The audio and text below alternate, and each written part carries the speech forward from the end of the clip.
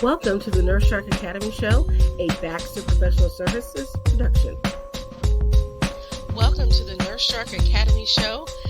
I'm Tina Baxter, your host. We are experts in nursing and experts in business. Today, on today's show, Season 1, Episode 6, we have Traceyna Miller, who is a registered nurse with a master's degree in education and the owner of Passionate Healthcare Training Academy. Welcome, Traceyna, to the show.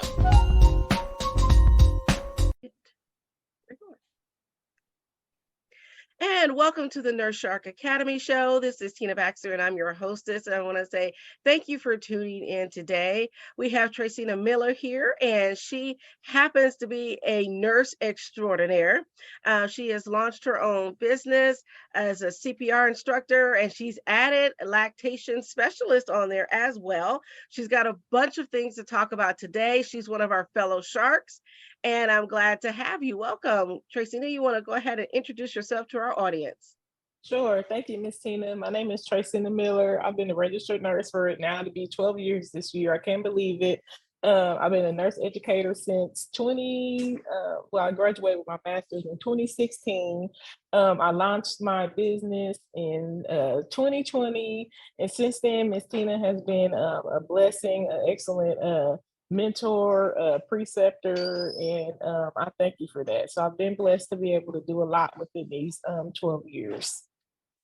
Great. Now, the first question that I always ask, and I want to thank you for the compliment, but the first question that I always ask is, why did you become a nurse? It's so funny how I actually became a nurse. In all honesty, it's not like when I grew up, I was like, oh my goodness, I'm going to be a nurse.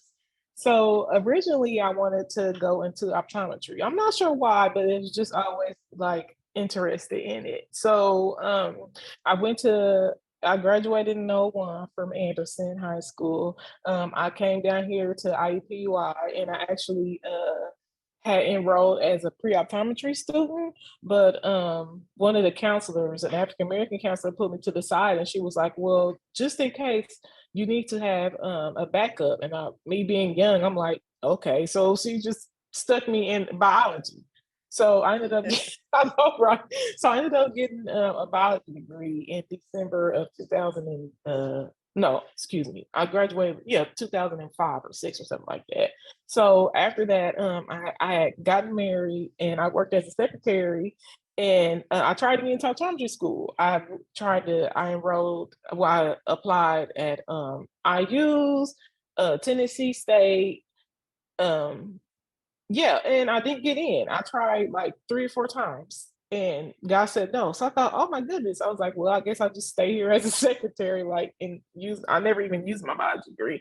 And my manager at the time, he came to me, he was like, you have so much potential. There's something you're not going to sit here the rest of your life. And I thought, well, I mean, why not? So I prayed about it and I was like, you know what? I was like, I'm going to go to nursing school.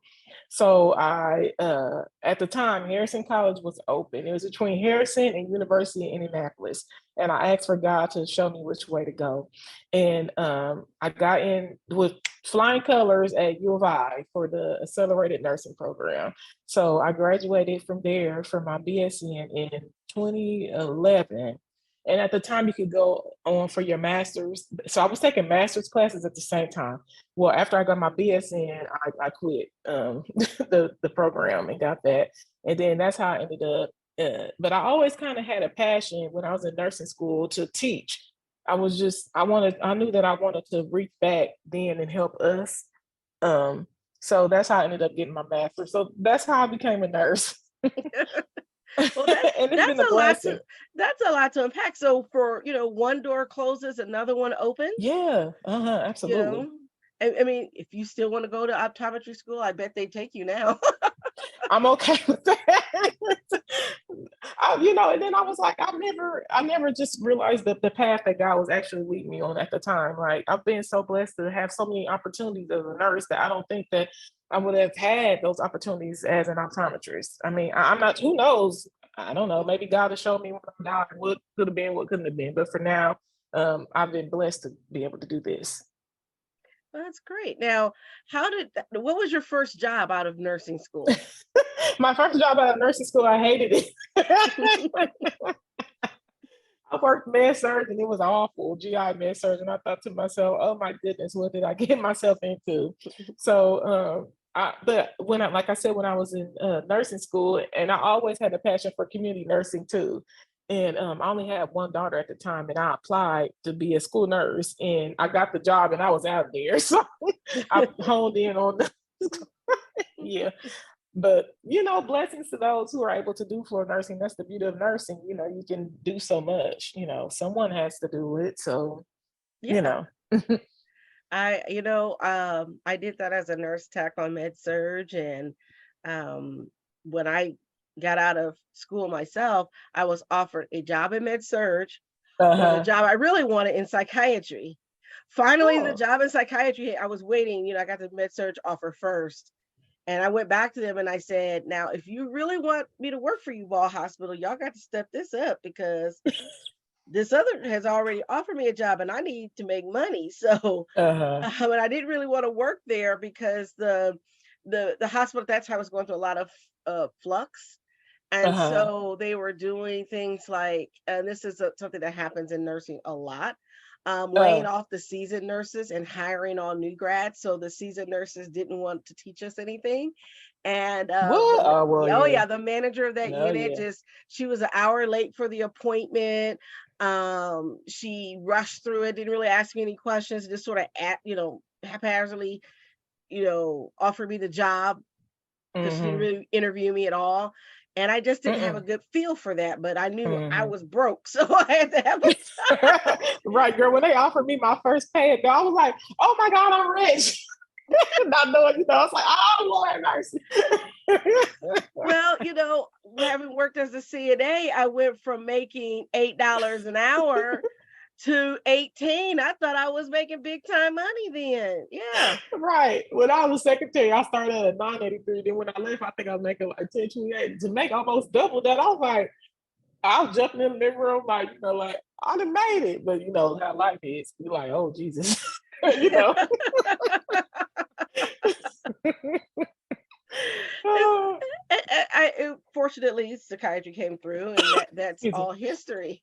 Which, by the way, those of you who want to hear my story, and I'll try to remember to put the link up there. But you can go back to our very first podcast episode where I share my entrepreneurial journey and my journey as a nurse.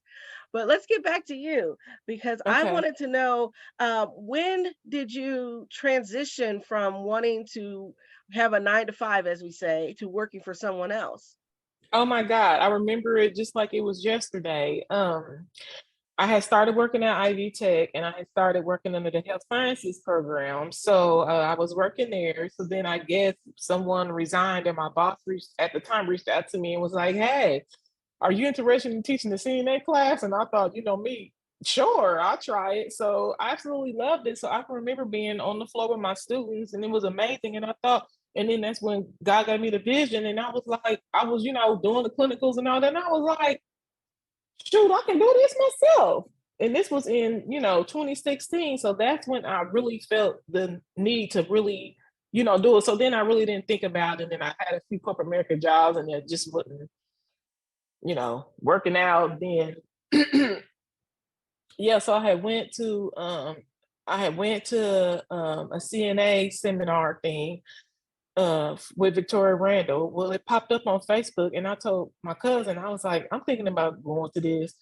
And I was like, I don't know, because you know how I am. I can be kind of, and Brittany's like, girl, you better go. So I went and then I knew then I was like, okay, like this is what I need to be doing. So that's when I knew that was the door I needed to walk into.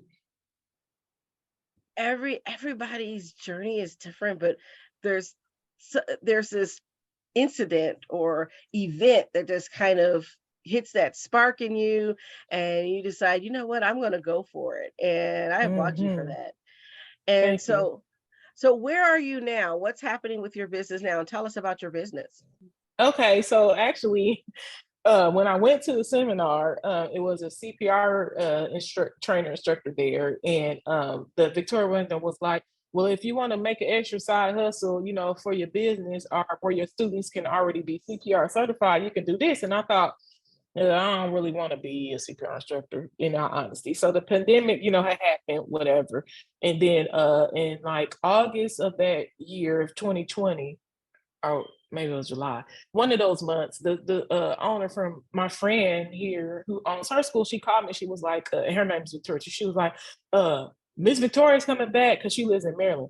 She's coming back to train for CPR. You really need to hop on it. So I did it then. So that's how I launched the CPR business. And then people started hitting me up to, train them. Like I was doing it at my daughter's school and everything. So that's how that part launched. So that's been pretty cool too. And the CLS part, that just kind of happened too, by accident, because the job that I work for sent me, paid for me to go. So, and I enjoyed it because I've always enjoyed mother baby aspect stuff too. Because I actually wanted to be a labor and delivery nurse, but I never got into it. So that's been a blessing as well. So it's been amazing, an amazing journey. That just made me think of one thing that you could add to your list of things is you might consider being a birth doula. That is Oh yeah. something that a lot of people are adding to their list of stuff to do. And I'm going to take off my Mhm. coaching hat there. But I just thought, with what you're adding with the lactation specialist, you might consider adding that doula component if you wanted to get into labor and delivery. This is a way you can do that to support the mom without having to do all the extra stuff. Oh my goodness, Tina, you are amazing. This is so cool. There's so much stuff you can do, like, oh wow. And that's the beauty of nursing, is it not? I That there's know. so many Yeah. different paths that you can take. I've Yeah. had a few guests here, and it's very interesting on how each nurse has found her way into what her passion is. It's amazing to see that. And most of us started out med surg or bedside nursing, but we've moved on and grown and doing some things. And some of us still kind of do a little bit of bedside nursing. I've had a couple nurses that work 1 or 2 days a week, and they'll continue doing their bedside nursing. But this is really a wonderful thing that we can do so much in nursing. Yeah. I know. And I enjoy doing the CNA program. I enjoy that because I feel like at that stage we can instill so much in them. Like you just blessing to the CNAs. If you want to stop there, cool. But I feel like you can just instill so much, Mhm. in them. Like it opens up so many doors. It's that entryway into the healthcare field. Yeah. And what I like about the CNA training is that you get enough to know if you're going to like nursing and Oh enough to yeah. know if you're not. If you're Uh-huh. going to faint at the sight of blood, you're going to figure that out in your CNA program. Right. And it's so funny because I didn't know if I actually wanted to be a nurse because I used to be scared of needles. And I was like, oh, I don't know. But I worked past that fear, and did it. Yes, yes. I had a client that I was talking to, and she wanted to be a veterinary tech. And she Uh-huh. said she was doing really well, loved it until in her training they were drawing blood from a cat, and then she passed out. so Oh my so goodness. now she just kind of rescues animals. That'll work. God will show you, won't Yes. he? So there's that's what's great, is that we can be entrepreneurs, we can be business owners, we can take our skills that we have as nurses and Hmm. use those in another way. And so my Hmm. philosophy is always leave your job, but don't leave the profession, right? So we all know, once a nurse, always a nurse. We're like, as I said in the last episode with someone, we're like the mafia. We don't let you out. Right. Even at church, like it's so funny because at church, when I go to church, I don't want to be a nurse, but it just follows you, like. It follows And Brian you. said, I didn't even want the nurse plate. Lord forgive me, because I just didn't want nobody knows in my business. But I'm gonna go ahead and get that when I get my new car now. Yeah. But Brittany has one. I said I get, and my aunt. I said I guess I get one too. I for the longest time I wouldn't talk about being in psychiatry. I would not talk about that because inevitably, when someone finds out that you're a psychiatric nurse, they sit down and start telling you their problems. My aunt, Ryan's aunt, my aunt Sybil, she's getting ready to graduate with her pediatric mental health nurse stuff Mm, practitioner. She's mhm. amazing at it. Amazing. I know she's gonna go far doing that too. The psych stuff. Kudos to you guys in that field. That's a true calling. You know what? It's like this. This is what I discovered. Everybody has their niche. Like my Uh-huh. midwife friends, I'm like, you guys are awesome. I could never be a midwife. I know I do not have the patience for that. Yeah. If you call me at 2 o'clock in the morning and wake me up, you better be having a baby. There's no Braxton Hicks with me. You've been interrupted my sleep. Yeah, I'm not good with that. Mhm, mhm. Yeah. All right. So what are your goals for 2023? Oh, it's so funny that you asked me that. You know, my grandmother passed. I lost my grandma unexpectedly last February. So after that, it was a lot. And so I kind of stepped away in all honesty, and I just needed a break. In all honesty, I don't know where I should say this or not. I don't know what goals I have for 2023. I really need to sit down and think about it and focus. And you know me, I've always been a planner. But then when it happened with my grandma, I'm just like, whatever's going to happen is really going to happen. So I don't have any plans. I enjoy what I do. I try to enjoy it. Well, I've always enjoyed my family, but now I really, really enjoy it to be content. Um, a few opportunities have opened up. So we'll just see how it goes. Okay. That's what I Well, got for you. well, I would say, first of all, my condolences on the death of your grandmother, because I've been in the same boat recently. Mhm. So, um, but shameless plug, we do have a strategic planning workshop coming up next Saturday. Should you like to attend? Oh Lord, send me the information. Yeah, because Bless your heart. Oh my God, you're this amazing. is this is something that I do for my business. Is I set my goals. I do it for my personal life too. I set my goals and intentions, and so I think that kind of helps us to navigate where we're going.